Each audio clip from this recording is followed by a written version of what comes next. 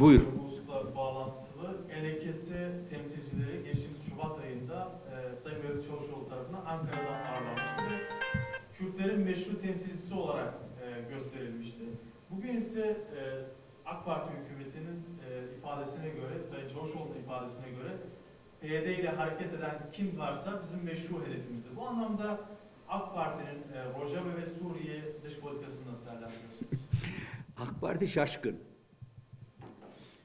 Şimdi AK Parti'nin göreve geldiği tarihten itibaren alın, nasıl yalpa yaptığını göreceksiniz.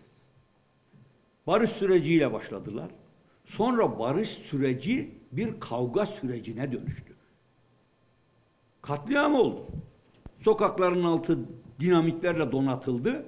Sessiz kalındı. Niye? Çünkü onlar patlatıldığı zaman biz meydana çıkalım, hükümet olarak müdahale edelim ki haklı pozisyonumuz olsun diye. Niye önceden bunların yerleşmesine göz yumdunuz? Sonra geldiğimiz nokta en son seçimler. Yani HDP'yi hedefe koydu. HDP şu politikaları yanlış yapıyor.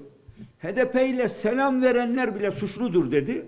Ondan sonra bilmem gitti. Osman Öcalan'ı TRT'ye çıkardı. Televizyonlarda konuşturdu.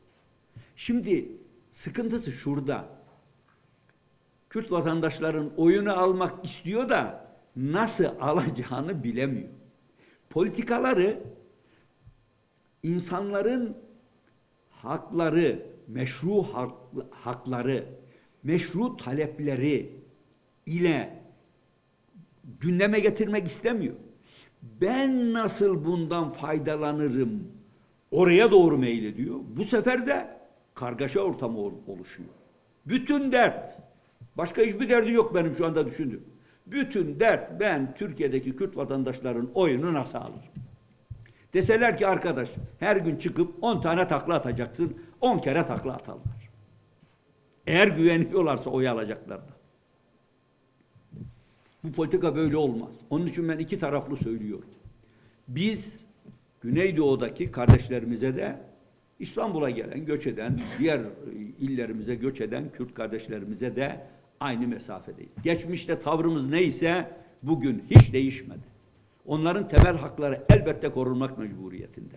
Ancak biz Amerika'nın, Avrupa'nın, Siyonizmin güdümüne girmiş kim olursa olsun onlarla da birlikte bir araya gelip problemlerin çözülebileceğine ihtimal de vermiyoruz. Onu da ifade etmek isterim.